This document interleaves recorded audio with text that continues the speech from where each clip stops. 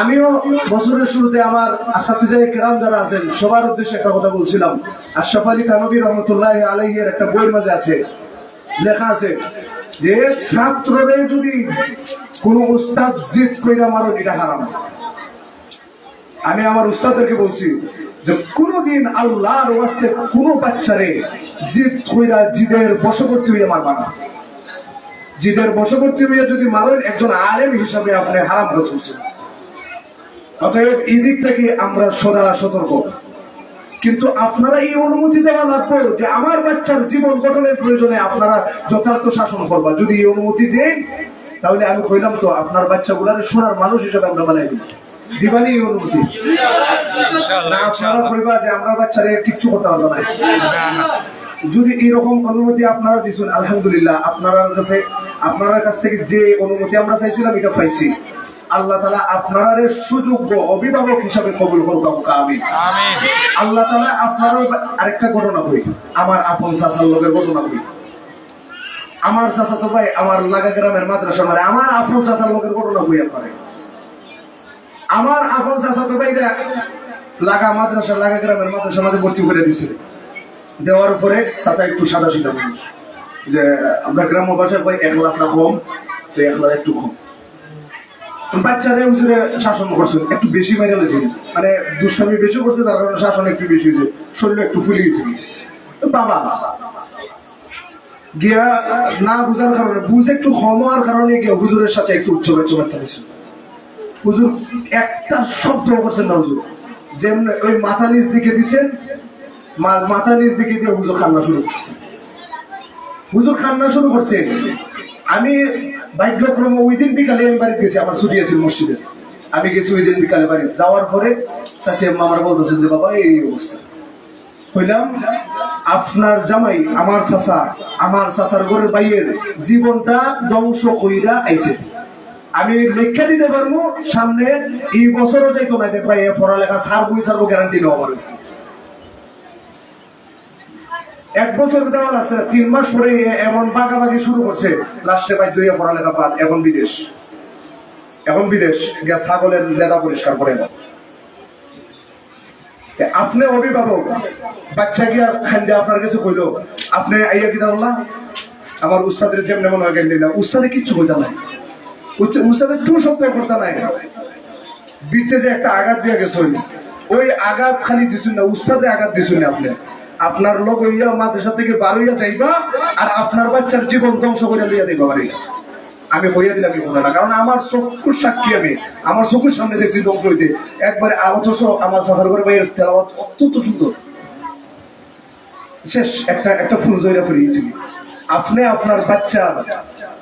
আপনার বাচ্চার জীবন ধ্বংস হওয়ার কারণ হইবা না আল্লাহর ওয়াস্তে। আমি আগেই বলছি আপনার কোনো ব্যক্তি আক্রোশ নাই, এর লাগে আপনার বাচ্চারা আমরা পর্যাপ্ত শাসন করবো। এই শাসন করতে গিয়ে যেহেতু আপনারা অনুমতি দিচ্ছেন, পরবর্তীতে আরেকটু শক্ত কথা বল, পরবর্তীতে যদি কোনো অভিভাবক আইয়া যদি আমার কোন উস্তাদের যদি আপনারা বল যে আমার বাচ্চারা খেনে মারলা, খেনে কিনা করলা, অন্যায় ভাবে যদি আপনারা কিছু করেন, লোক হইয়া আমরা লাল খালি দিয়ে আপনার বাচ্চারা লাল খালি দিয়ে মাদ্রাসাতে আল্লাহ রাহুলা, আমরা আপনার বাচ্চার দায়িত্ব নিতে পারতাম নাই। আল্লাহ রাহুল আপনার বাচ্চা ধরে যাইতে হবে। আমরা এখানে কইতে বাধ্য হইব, একবারে স্পষ্ট আপনারা সামনে বইয়া রেখেছি এই কথাগুলো আমরা, কারণ আমরা অভিজ্ঞতা, ঠিক তো অভিজ্ঞতা হয়েছে, আমরা অভিজ্ঞতাতে আলোকে এই কথাগুলো আমরা কইতে বাধ্য হইতেছি। কারণ আমরা আপনার বাচ্চার ভালো লাগে তারা শাসন করবো, এটা উল্টা ধরবো। আমার কি স্বার্থ আছে? আমার কোনো স্বার্থ নাই, এবং আমার স্বার্থ নাই নিঃস্বার্থ ভাবে যদি শাসন করতে গিয়া ওই আপনার বাচ্চার ভালো লাগে করতে গিয়া ওই যে হয় না যে যার উপকার করলাম গারো লাভ দিল। আপনার বাচ্চার উপকার করতে গিয়ে আপনার উপকার করছি আমি, এখন আমি উপকার করতে গিয়ে আমার গারো লাভ দিলে আপনার, এটা কোন ধরনের মন মানসিকতা? আল্লাহর হচ্ছে এগুলা বাদ দিবা, কোনদিন যাতে এরকম কিনা করবে না। হ্যাঁ, যদি দেখা যায় যে এমন মায়ের মারছেন, আশা করা যায়, আমি বারবার আমার আসাতে গ্রামে বলছি, জিদের বড় বশবর্তী হইয়া বাচ্চাদের এমন মায়ের মারবা না যে মায়ের হারামের পর্যায়ে যায়, এই মায়ের মারবা। এটা কইছি। এরপরে যদি দেখা যায় যে অতিরিক্ত হয়েছে, শালীন ভাবে মাদ্রাসার কমিটি আছে, মাদ্রাসার মুফতামিম সাহেব আছে, মাদ্রাসার নাজির সাহেব আছে, আপনারা সুন্দর ভাবে নিরাই সিরাই কইবা যে আমার বাচ্চারে আপনার বুঝুরে অত একটু বেশি মেরে লেছেন, বিষয়টা একটু দেখবা, ব্যাস আল্লাহ তো এতটুকুই যথেষ্ট। কেন আপনি গালাগালি করবেন? এটা কি কোনো ভদ্রতার ভিতরে করে? আপনি দিলেন বাচ্চারা মানুষ হওয়ার লাগে, আপনি নিজেই অমানুষের মতো কাজ করছেন, এটা করবা না। আল্লাহর ওয়াস্তে এগুলা করবা না। এখন আপনারা সামনে কিছু নীতি হইয়া দিই, নিয়ম হইয়া দিব, যেগুলা এদারা বোর্ডের নিয়ম। এগুলা আপনার বাচ্চার পড়ালেখার সাথে, বাচ্চা যখন বাড়ি যাওয়ার পর থেকে তার কি দায়িত্ব এটা আলাদা। আপনি অভিভাবক হিসাবে আপনার কি কি দায়িত্ব আছে, এই দায়িত্বগুলো আমরা হইয়া দিব। এবং মাদ্রাসার ব্যক্তিগতভাবে কিছু সিদ্ধান্ত মাদ্রাসা নিয়েছি, এগুলো হয়ে দেবো ইনশাআল্লাহ। 1 নম্বর, অভিভাবকদের দৃষ্টি আকর্ষণ করছি। যারা অভিভাবক আছেন, মায়েরা আছেন অভিভাবক, আপনারা বাবারাও আছেন অভিভাবক, শিক্ষকদের সাথে নম্র, ভদ্র ও শ্রদ্ধাশীল সুন্দর আচরণ করা। ওই যে একটু আগে কইছি এটা এদের নিয়ম, বোর্ডের নিয়ম, যে আপনারা সবসময় আইবেন, আমরা সবসময় আপনারা চাই আপনারা আমাদের সাথে তদারকি করবা। আইয়া শিক্ষকদের সাথে নম্র, ভদ্র, শ্রদ্ধাশীল আচরণ করবা। আপনার বাচ্চার শিক্ষক মানে আপনার কাছেও সম্মানিত তাই।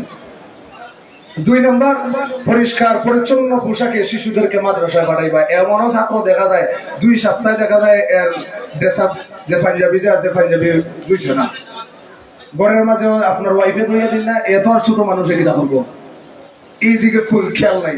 আপনারা অভিভাবক হিসাবে, মায়েরা আপনাদের দৃষ্টি আকর্ষণ করি, আপনারা বাচ্চারা অন্তত একদিন পর বাচ্চার কাপড়টা ধুইবা, আপনারা ধুইয়া পরিষ্কার পরিচ্ছন্ন পোশাকে। কারণ এই বাচ্চারাই পড়ছে মাদ্রাসার মধ্যে, আমরাই পড়াইছি। আত-তুহুরু শাতরুল ঈমান, পবিত্রতা ইমানের একটা অঙ্গ। আমরা মুসলমান জাতি হিসেবে পরিষ্কার পরিচ্ছন্ন থাকবে, এটা তার শিষ্টাচার। এটা 1 সপ্তাহ 2 সপ্তাহে বইল না, এটা ছাড়বা। আর পরিষ্কার পরিচ্ছন্ন পোশাকে বাচ্চাদের মাদ্রাসায় পাঠাইবা। 3 নম্বর, সন্তানকে প্রতিদিন নির্ধারিত সময়ে 10 থেকে 15 মিনিট 15 মিনিট পূর্বে প্রতিষ্ঠানে পাঠাইবা। অনেক বাচ্চা দেখা যায় ক্লাস শুরু হয়ে গেছে, আজকের এই অভিভাবক মিটিং এর পর থেকে আমরা আরো কঠোর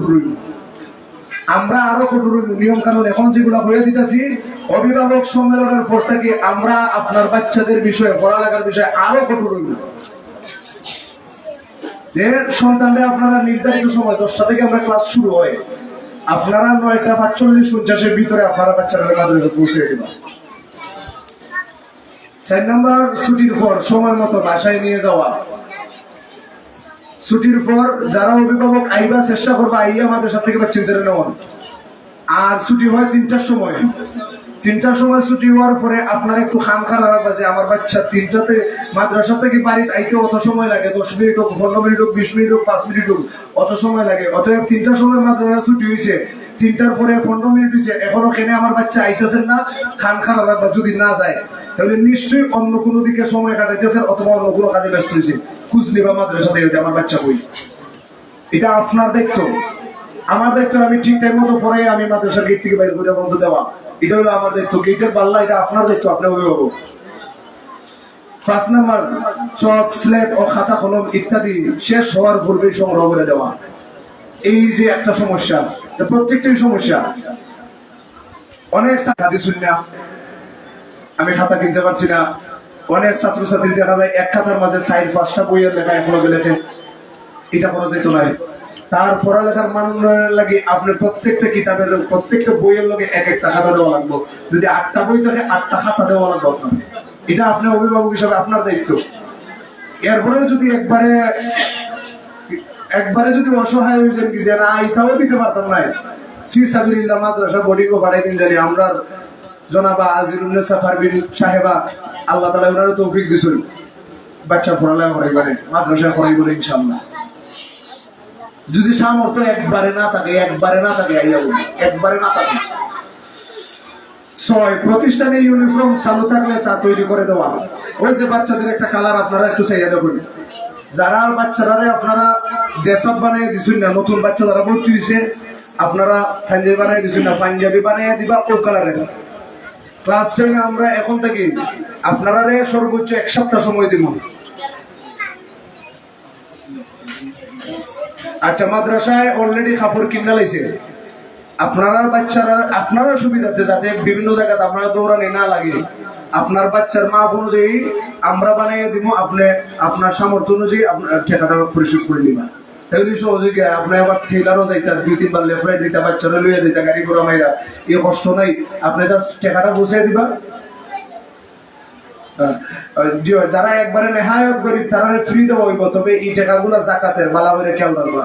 জাকাতের টাকা থেকে এই কাপড় গুলা বাচ্চাদের বানাই দেওয়া হইব। অতএব যারা মনে করবা যে আমার সামর্থ্য আছে এরপর আমি ফ্রি নিব, তো নাই, আপনি জাকাত খাওয়ার উপযুক্ত নাই, আপনি কি তারপর নিবা তোমরা, ঠিক আছে? আচ্ছা, শিশু 1 আর 2 যারা আছেন, অভিভাবক যারা আছেন, আপনারা বাচ্চারা ইউনিফর্ম আপনারা নিবা 500 টাকা করে দিবা। আপনাকে বানাইয়া দেখুন, যদি 700, 800, 1000 টাকার কম যদি না লাগে, মানে এর বেশি লাগতে পারে, কম লাগতো না। এখানে দেখুন আপনার কাছ থেকে শিশু 1 আর 2 ক্লাস 2 পর্যন্ত, দ্বিতীয় জামাত পর্যন্ত 500 টাকা দিবা, আপনার বাচ্চার ড্রেস আপ আমরা দিব। আর এর উপরে যারা আছে আপনারা 700 টাকা করে দিবা। বাজারে যাই, আমার যে পাঞ্জাবি করতো 3500 টাকা গেছে পাঞ্জাবি বানাইতে, ওই 3 গজ কাপড় লাগাইছি আর সিলাই দিছি, 3500 টাকা গেছে। এখন আপনার তো অন্তত 1000 টাকা তো দেব। আমি লম্বা মানুষ আচ্ছা বুঝলাম 3500 টাকা, কিন্তু আপনারা 1000 তো দেবো। এইখানেও 300 টাকা লাভ হইতেছে, লেফট রাইটও করা লাগেন না, আপনার লাভ আছে। ক্লাস 3 থেকে নিয়ে উপরে যারা আছেন আপনারা 700 টাকা দিয়ে দিবা আপনার বাচ্চার কাছে, আমরা ড্রেস আপ দিয়ে দিব। আর ক্লাস 3 থেকে নিচে 2, 1 যারা আছে, শিশু যারা আছে, আপনারা 500 টাকা করে দিবা। আচ্ছা, 7 নাম্বার, প্রতিষ্ঠানের নির্ধারিত ছুটির তালিকা জেনে রাখা। সচরাচর ভাবে আমরা স্বাধীনতা দিবস যেগুলো আছে, এরপরে আপনার বিজয় দিবস যে আছে, এগুলাতে একদিন ছুটি দিই। তাছাড়া আপনার প্রত্যেকটা পরীক্ষার পরে নির্ধারিত একটা ছুটি দিই, আর 2 ঈদের, কুরবানি ঈদের সময় একটা ছুটি দিই। এছাড়া তেমন একটা ছুটি আপনার পড়ে না। এই ছুটির তালিকাগুলো আপনারা জানিয়ে দিবা। এটা আপনার দায়িত্ব, আমরা কে জানাইতাম না, আপনারা আপনি জানিয়ে দিতা যে আমার বাচ্চার ছুটি কতদিন আছে। সাধারণ কোনো প্রয়োজনে প্রতিষ্ঠানে অনুপস্থিত না রাখা। ওই যে আগে কইছি যে সামান্য যারা কারণে দেখা যায় আজকে দেওয়া লাগতো নাই, কারণ বিদাইছে আমাদের সব। এই জিনিসটা মায়েদের বেলায় বেশি হয়। বাপে তো আপনারা বাইরে কাজ করুন, আপনারা বাইরে কাজ করুন তো খুব খুশ খবর রাখুন না, কিন্তু মায়েরা এই জিনিসটা গাফলতি বেশি করেন। আপনারা বাচ্চারা কি করবা, সামান্য ওই যে বিয়া খাওয়া, অমুক খাওয়া, মামা বিদেশ থেকে আইসই, খালা যাই থাকি লন্ডন, কথার লাগি যাওয়া, কি দরকার, কি দরকার? এটা কিতাবের মাঝে আমরা আসাদিরা একরাম বলে বলছেন যে একদিন যদি একটা ছাত্র ক্লাসের মাঝে উপস্থিত থাকে, তার 40 দিনের লেখাপড়া ক্ষতি হয়। 40 দিনের লেখাপড়া ক্ষতি হয়। কতদিনের কথা বল, কতদিনের? 40 দিনের। এখন চিন্তা করেন আপনার বাচ্চারা একদিন অনুপস্থিত করে 40 দিনের ক্ষতি করাইতে কিনা আপনার কাছে। আল্লাহর ওয়াস্তে বাচ্চাদের সামান্য কোনো কারণে কিনা করবে না, মাদ্রাসা করে হাজির করাইবে না ইনশাআল্লাহ। প্রয়োজনীয় ছুটির জন্য অগ্রিম ছুটি মঞ্জুর করিয়া নিবে। মনে করেন আগামীকালকে আপনার খুব ইমার্জেন্সি দরকার, না গেলে না হইব। আপনার বাচ্চারা মনে করেন পরিবারের সব দেবে, এখন এর মাদ্রাসাতে গিয়ে একলা ফিরে যাবো, এখন তো নেওয়া লাগবো।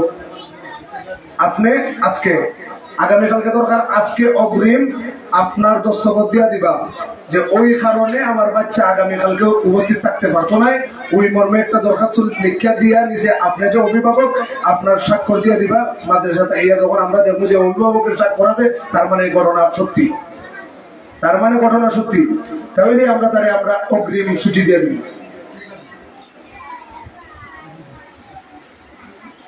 এরপরে আরেকটা জিনিস, আমরা এটা মাদ্রাসার নিজস্ব একটা নিয়ম করছি। আমরা এইটা শুধু গ্রাম অঞ্চলের বিশেষ করে এই সমস্যাটা হয়, শহরাঞ্চলে এই সমস্যাটা বেশি হয় না। দেখা যায় যে একটানা 4 দিন, 5 দিন, 10 দিন, 20 দিন নাই। আটটা দেখা যায়, আমি একটা কথা কই যে আপনাদের সময় ছাত্র হয় আওয়ারও থেকে উঠছে, আমি কইটা দেখা যায় যে মাস নাই, 20 দিন নাই, আটটা ধরে দেখা যায় দেখা যায় হুজুরেও চিনে না ছাত্ররে, ছাত্রীরা হুজুরেও চিনে না, ছাত্রী হুজুরে চিনে না, ছাত্র হুজুরে চিনে না। ছাত্র আর হুজুরের মাঝে একটা সম্পর্ক। আমরা উস্তাদ বলা বলতে ইলিম সিনা বসিনা, এক সিনা থেকে আরেক সিনা যায়। উস্তাদে হইয়া দিবা, উস্তাদের সিনা থেকে বাড়িয়ে ছাত্র সিনার ভিতরে ইলিম ঢুকবো। এখন যদি উস্তাদ আর ছাত্রের মধ্যে সম্পর্ক না থাকে তাহলে যাইব কমলে। এদিকে খেয়াল রাখবা, এদিকে খেয়াল রাখবা।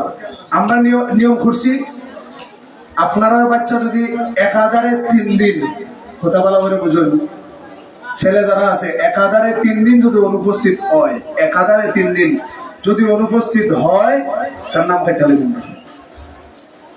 নাম কাটতে হলে কোনো কারণে নাম কাটার পরে আপনি অভিভাবক গার্জিয়ান আপনার স্বয়ং উপস্থিত হয়ে কারণ দর্শন লাগবে আমরা গেছে আর নইলে যা ছাত্র আমরা দোকান নেই আপনার বাচ্চা আমরা কাছে পাঠাইছেন আপনার কোনো দায়বদ্ধতা নাই যে আপনি মনে করেন চলো ইজাত অভিভাবক করে আমার দরকার নেই ইজাত আমার ছাত্ররা দরকার নেই আপনার দায়বদ্ধতা থাকতে আমরা যেমন আপনার কাছে দায়বদ্ধতা আছে আপনারা আমরা কাছে দায়বদ্ধতা আছে একাধারে যদি 3 দিন আপনার বাচ্চা উদি করে আমরা নাম কাটবো আপনিও ক্লাস থেকে বার করে দিব অভিভাবক করিয়া আপনি আইবা উপযুক্ত কারণ দর্শাইবা এরপরে বাচ্চারা আমরা নাম তুলব আর যদি সারা মাসে যদি আপনার বাচ্চা 7 দিন পরে হাজির হয় তাহলে নতুন করে ভর্তি করা লাগবে নতুন করে ভর্তি করা লাগবে যেই ক্লাসের ভর্তি ফিস যত হয়তো হুজুরে করে যদি দেখুন যে তার পিছনের ব্যাকগ্রাউন্ড পিছনে আরো এরকম সমস্যা হয়েছে এমন হইতে পারে ডাবল ভর্তি ফিস আমরা বানাইতে পারি অতএব খান খুলিয়া আপনারা একটু কষ্ট করে নিয়ে দেখা এটা আমরা কোনো স্বার্থ নাই আল্লাহর হস্তে আবার আমরা কোনো স্বার্থ নাই আপনার বাচ্চা কেমনি মানুষ যদি উইটা চিন্তা আমরা সবসময় মাথার মাঝে করে এই নিয়মগুলো আমরা কোনো স্বার্থ নাই আমরা যদি একবারে বেলবেলায় সাইডে দিই বাচ্চাগুলো আপনারা গা ছাড়া চলবা এরাও গা ছাড়া চলবো আইপর যাইব মানে এর লাগে একাধারে যদি 3 দিন হয় নাম কাটা যাইব উপযুক্ত কারণ দর্শাইবা আপনি স্বয়ং অভিভাবক উপস্থিত হয়ে কারণ দর্শাইবা আর যদি সারা মাসে 5 দিন বা 7 দিন হয় তাহলে আমরা নাম কাটি নেব আপনার নতুন করে ভর্তি হওয়া লাগবে ভর্তি ফিস দিয়া ভর্তি হওয়া লাগবে আপনি তো আইবা অবশ্যই হওয়া লাগবে আর মহিলা যারা আছে প্রাপ্তবয়স্ক যারা ফুরিন আছে তার বেলায় একাধারে যদি 7 দিন তারা অনুপস্থিত থাকে 7 দিন পর্যন্ত তারা মাফ 8 নাম্বার দিন যদি অনুপস্থিত হয় নাম কাটা যায় যারা প্রাপ্তবয়স্ক ফিরে গেছে তার বেলায় এটা তারা ছাড় দেওয়া হয়েছে তারা সুবিধার্থে দেওয়া হয়েছে আশা করি আপনারা বুঝছেন না যদি না বুঝছে তখন কই আমরা বুঝছি না আমি কোনো আর শুদ্ধ ভাষায় মাত্রাম না এখন সিলেটি ভাষায় মাত্রাম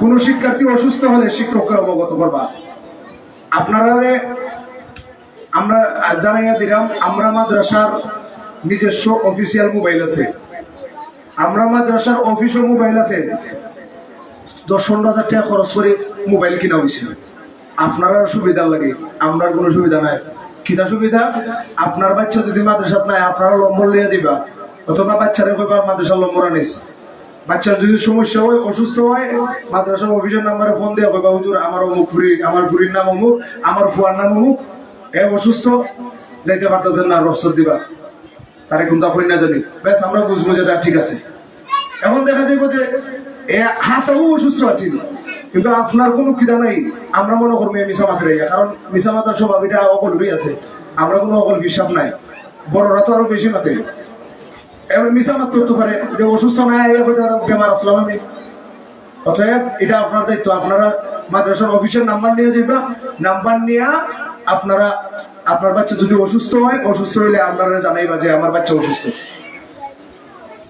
শিক্ষার্থী অসুস্থ হলে শিক্ষকদেরকে অবগত করবেন 11 নম্বর বাসায় লেখাপড়ার পরিবেশ তৈরি করা এই আরেকটা সমস্যা এরকম হইতে গেলে সবই সমস্যা ওই সকল সমস্যা একটা তুলে রয়েছে এটা কিছু ক্ষেত্রে দুর্গতির কারণে মানে গরিব মানুষ যারা আছে এটা সমস্যা হয় অনেক ধনী মানুষের ঘরেও দেখা যায় ঘরের মাঝে জায়গা আছে অনেক জায়গা আছে কিন্তু লেখাপড়ার লাগে আলাদা কোনো স্পেস নাই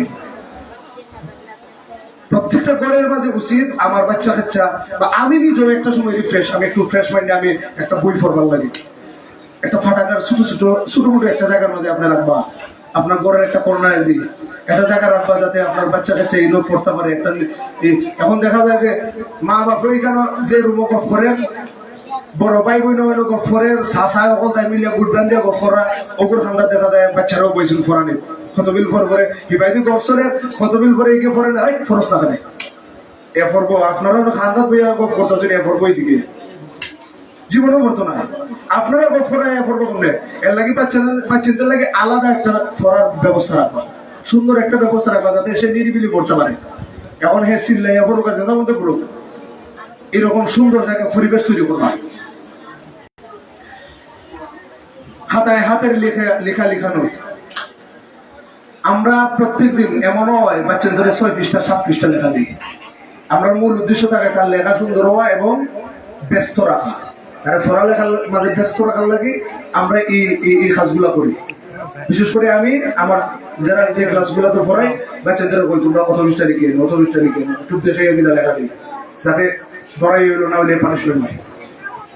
আপনারাও খেয়াল করবা যে ঠিক মতো লেখেননি, বাড়ি লেখা তো আর মাদের সাথে তো নয়, বাড়িতে দেখবো আপনারা খেয়াল করবা যে ঠিক মতো লেখেন কিনা, ঠিক মতো পড়তেছে কিনা, এটা খেয়াল করবা।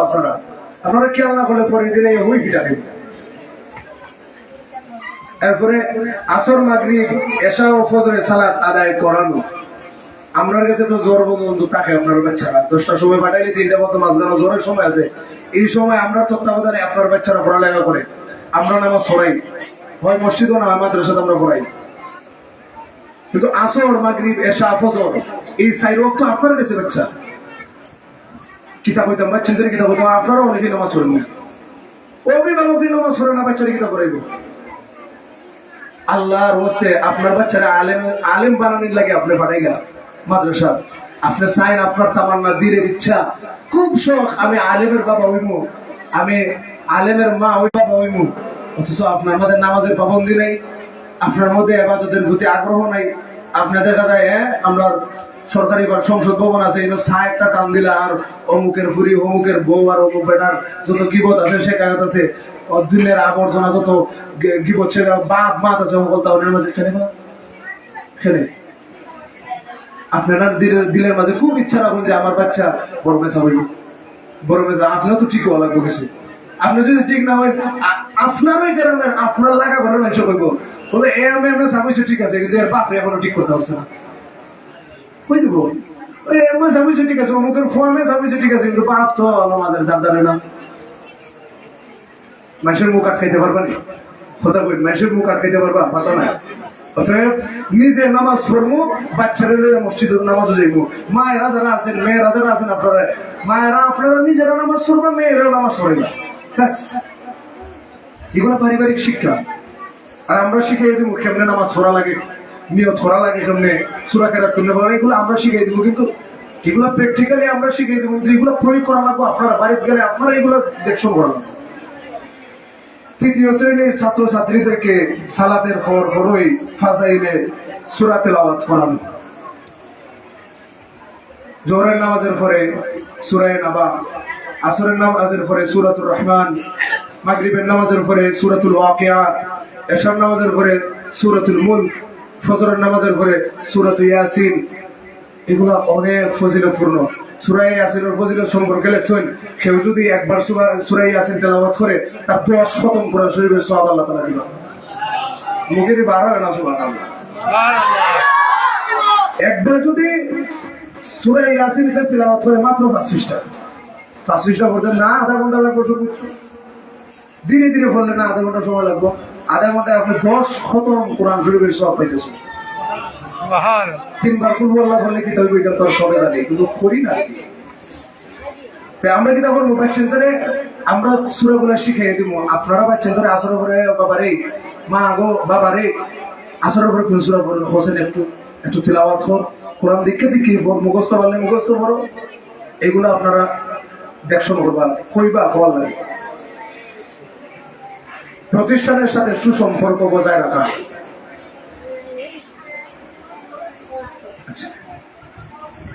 ওই একবারে আরো 2-3টা কথা আছে, 2-3টা কথা পরে ইনশাআল্লাহ সমাপ্তি করবো আমরা ইনশাআল্লাহ। প্রতিষ্ঠানের সাথে সুসম্পর্ক রাখা, সুসম্পর্ক কেমনে রাখা এটা আমি আগে কইছি যে আপনারা আইবা তদারকি করবা, আপনার বাচ্চার হাল হকিকত জানবা, পড়ালেখা কিতা হইছে না হইছে এগুলো জানবা, সুসম্পর্ক এটা দ্বারা সৃষ্টি হয়। অভিভাবক সমাবেশে নিয়মিত উপস্থিত হয়ে সুপরামর্শ দেওয়া। এই যে আজকের এই আয়োজন এখানে উল্লেখ আছে, আপনারা এই আয়োজন শুরুতে বলছি যে আপনারা মতামত আমরা শুনবো, আমরাও কথাগুলো আপনারা শুনবা, এসে বলেছি আমরাও কথাগুলো আপনারা শুনবো, আপনারাও কথাগুলো আমরা শুনবো। এর লাগে আপনারা নিয়মিত অভিভাবক সভা ডাকলে চিঠি পাঠাইলে আপনারা আইবা, স্বতঃস্ফূর্ত ভাবে অংশগ্রহণ করবা। হয়তো আমরা গরিব, আপনারা তেমন খেদমত করতে পারতাম না, তারপরেও আমরা গরিবানা শুরুতে চেষ্টা করবো আর কি মাঝে মাঝে। সন্তানের নিয়মিত খাওয়া দাওয়া ও স্বাস্থ্যের প্রতি খেয়াল রাখা খুব জরুরি। যারা ছেলেরা হাফিজের মাঝে পড়েন, যারা সন্তানের স্বাস্থ্যের দিকে খেয়াল রাখবা, পুষ্টিগুণ সমৃদ্ধ যে খাবারগুলো আছে এগুলো খাওয়াইবা। এই আবরা চাবরা খাবারগুলো খাওয়াইবা না, এই যে বিস্কুট আছে, চকলেট আছে, তারপরে আরো কত জাতের আত্মীয় খান নিয়েছিলেন, পিঠা খাওয়াইবা না, পুষ্টি জাতীয় শাকসবজি খাওয়াইবা। এরপরে আরো বিভিন্ন ধরনের ফলা আছে বা আঙ্গুর আছে, ফলবাড়ির মুক্ত ফলগুলা সামান্যই খাওয়াই। তৌফিক যদি না কুলায় সপ্তাহ 2 দিন খাওয়াই, সমস্যা কি? এই বাচ্চেন তোর সুস্বাস্থ্যের দিকে, স্বাস্থ্যের দিকে খেয়াল রাখবা সবসময়। প্রতিষ্ঠানের যাবতীয় ফি যথাসময়ে পরিশোধ করা। অনেক বাচ্চারা গেছে, বাচ্চাদের অভিভাবক যারা সামর্থ্য আছে আমরা নির্ধারণ করছি, কেউ 2000, কেউ 500, কেউ 200, কেউ 100, কেউ 1000, যার যার সামর্থ্য অনুযায়ী দিরা। আপনারা নিয়মিত আপনারা এটা পরিশোধ করবা, আর যারা নাই আপনারা দোয়া করবা। আমরা এটাই আপনার কাছে চাই। আর সবচেয়ে গুরুত্বপূর্ণ যে বিষয়, শিক্ষার্থীদেরকে কোনোভাবেই অনুপস্থিত থাকতে দেওয়া যাবে না। এই বিষয়ে আমরা সবসময় খেয়াল রাখবো। আল্লাহ তাআলা আমরা সন্তানদের উপযুক্ত সুযোগ্য অভিভাবক হওয়ার তৌফিক দান করুক। আমিন। আমরা যেন, আর আপনারা দোয়া করবা, আমরা যেন আপনার বাচ্চাদের আপনার আমানত গুলো, আপনার কাছে আমানত দিয়েছেন বাচ্চা, আপনারা আমানত গুলো যেন আমরা সুন্দরভাবে রক্ষা করতে পারি। আপনার বাচ্চাদের যেন সুন্দরভাবে মানুষের মতো মানুষ। সন্তান 2 ধরনের হয়, সুসন্তান হয়, কুসন্তান হয়। দোয়া করবা আমরা যেন আল্লাহ যেন আমরার মাধ্যমে আপনার বাচ্চাদের আপনার মা বাবার সুসন্তান হিসাবে গড়িয়া তুলতে পারি। এই দোয়া গান করবা। এই বলে আমার এই কথাগুলোর সংক্ষিপ্ত আকারে শেষ করলাম। অনেক লম্বা হয়ে গেছে, সংক্ষিপ্ত না, এটা লম্বা হয়ে গেছে। আল্লাহ তাআলা আমরা তৌফিক দিক নাসরুম মিনাল্লাহি ওয়া ফাতহুন করিম ওয়া বাশশিরিল মুমিনিন। এই পর্যায়ে আপনাদের সামনে গুরুত্বপূর্ণ নসিহত পেশ করবেন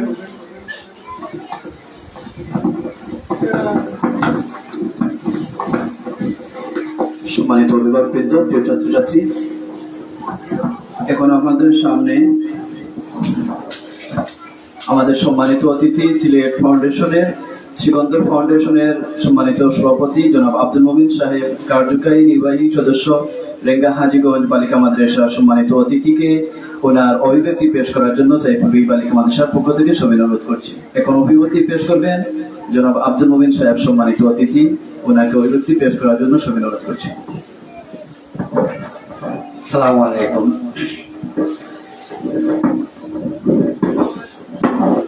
আলহামদুলিল্লাহ, আসলে আমি অতিথি না, এটা আমার আত্মীয়। আর যে কথা বলছেন, সিকন্দর ফাউন্ডেশনের সভাপতি না, আমি সিকন্দর ফাউন্ডেশনের নির্বাহী সদস্য।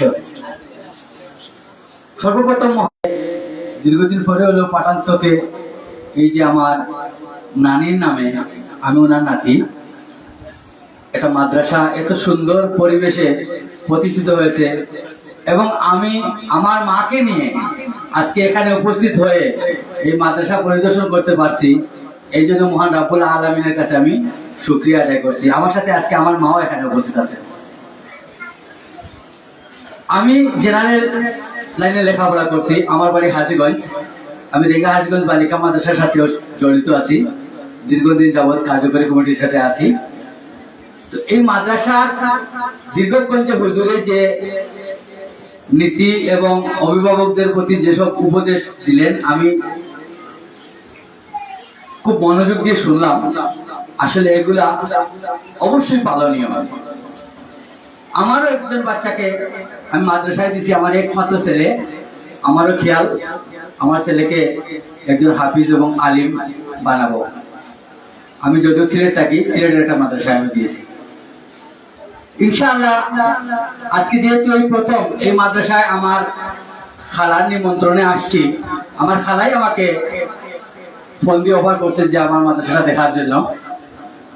তা আমি আশ্বস্ত করছি, সর্বদা আমি বিভিন্ন সংগঠনের সাথে জড়িত আছি, যেমন Sikandar foundation, Jaitul welfare trust, Aftab Hossain সমাজ কল্যাণ ট্রাস্ট সহ রেঙ্গা হাজীগঞ্জ ডেভেলপমেন্ট ট্রাস্ট, সবগুলোর সাথে আমি কম সামান্যতম যোগাযোগ আছে। আমি চেষ্টা করব, আমি কিছুক্ষণ আগে মাদ্রাসার নতুন কাজ হচ্ছে দেখছি এবং ছাত্রছাত্রীদের সম্প্রদান হচ্ছে না, ওগুলো আমি দেখছি। আমি চেষ্টা করবো তাদের সাথে আলাপ আলোচনা করে এই মাদ্রাসাকে কিভাবে আরো এগিয়ে নেওয়া যায়। আর আমাকে এই সম্মান দেওয়ার জন্য আবারও মাদ্রাসা কর্তৃপক্ষকে কৃতজ্ঞতা জানাচ্ছি। সবাই ভালো থাকবেন। আসসালামু আলাইকুম ওয়া রাহমাতুল্লাহ।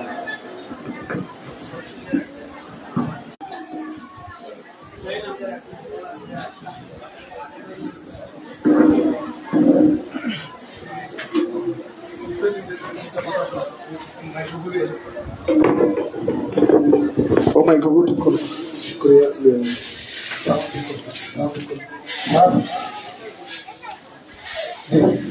আলহামদুলিল্লাহ, আমরা অত্যন্ত সুন্দর এবং স্বাভাবিকভাবে আমরা বক্তব্য শুনছিলাম আমাদের সম্মানিত অতিথির কাছ থেকে। আমরা এই অনুষ্ঠানে প্রায় শেষ পর্যায়ে ইনশাল্লাহ একটা কথা, একটা জিনিস আমার মনে পেয়ে গেছে। আপনারা যারা আইছেন, অভিভাবক যারা আইছেন, আপনার মায়েরাও আইছেন, বাবার সমতুল্য আপনারা বলতে সেরাও ভালো আইছেন। আপনারা মাদ্রাসার দিকে বুঝতে একটা জিনিসটা খেয়াল করবেন কিনা, মাদ্রাসার বহু বড় এরিয়া খেয়াল করবেন যখন মাদ্রাসা বিল্ডিং এর বাদেও অনেক আলহামদুলিল্লাহ আল্লাহকে তাওয়াক্কুল করে মাদ্রাসা বিল্ডিং এর কাম শুরু। আগে থেকে আল্লাহকে তাওয়াক্কুল, এখন আল্লাহকে তাওয়াক্কুল। তারপর বান্দার পক্ষ থেকে সর্বোচ্চ চেষ্টা অব্যাহত রাখা, চেষ্টা করলে তো আল্লাহ তাআলা আপনারে সফল করবা। আপনারা আমাদের দিকে এইদিকে বাস ফলায়, এইদিকে বালু ফলায়, এইদিকে পাথর ফলায়, এইদিকে আপনার কাঠ ফলায়, এইদিকে আপনারা কাজ করতেছেন বিভিন্নভাবে, মানে একটা কর্মযোগ্য চলমান আছে। আপনাদের কাছে আমরা যদি অনুরোধ থাকবো, যারা সামর্থ্যবান আছেন, আমরা বললাম না যে এখনই দেখা যাওয়া দুইটা চিন্তা বললাম না, আপনারা যদি অনুরোধ মাদ্রাসায় আপনারা এলাকার মাদ্রাসা এই প্রতিষ্ঠান ঠিকাইয়া রাখার দায়িত্ব আপনারা।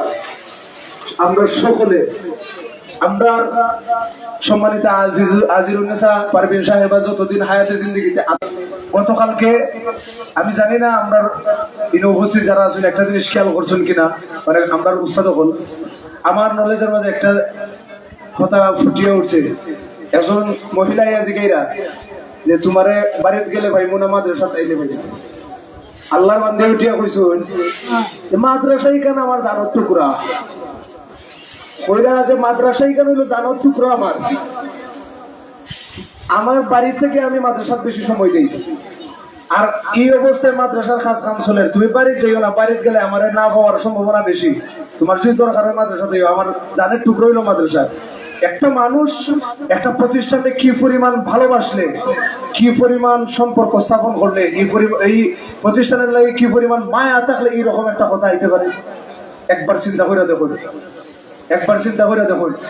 আমরা দোয়া করি আল্লাহ তাআলা যেন উনার সামর্থ্য আরো বেশি করে বাড়াইয়া দেখুক। আমি আল্লাহ তাআলা যেন আল্লাহর বান্দির দ্বারা দিনের আরো বড় বড় খেদমত করার তৌফিক হোক। আমি আর অভিভাবক যারা আছেন, আপনাদের প্রতি আমাদের শিক্ষক স্টাফ, আমাদের মাদ্রাসার সকলের পক্ষ থেকে সবিনয় অনুরোধ, যাদের সামর্থ্য আছে, যেহেতু কাজ চলমান আছে, আপনারা সামর্থ্য অনুযায়ী সর্বোচ্চটা দিয়ে চেষ্টা করবা, সহযোগিতা করার।